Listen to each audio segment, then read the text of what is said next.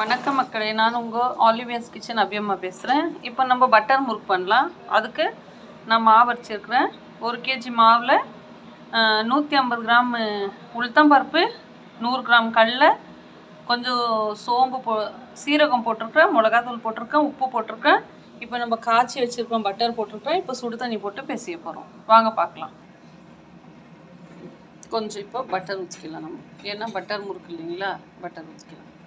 ஊற்றிட்டு நல்லா மிக்ஸ் பண்ணி இதில் கொஞ்சம் ஓமம் கூட போட்டிருக்கேன். தேவையில்லைன்னா அந்த ஓமத்தை நீங்கள் அவாய்ட் பண்ணலாம். இப்போது எல்லாம் மிக்ஸ் பண்ணியாச்சு. இதில் வெதப்பான கொஞ்சம் சுடு தண்ணி ஊற்றிக்கலாம். ரொம்ப சூடு இல்லை, கொஞ்சம் நம்ம கைக்கு போதுமான சூடு.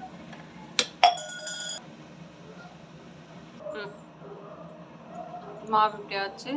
இப்போது இந்த மாதிரி குழல் போடுமா, இந்த மாதிரி குழலில் போட்டு இந்த குழலில் இப்போ நான் போட்டுக்கினேன்.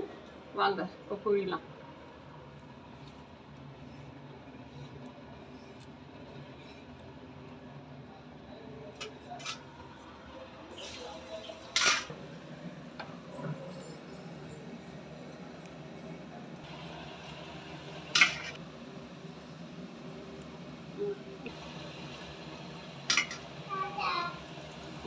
நல்லா கொஞ்சம் கலர் சேஞ்ச் ஆனதும் எடுத்துடணும்.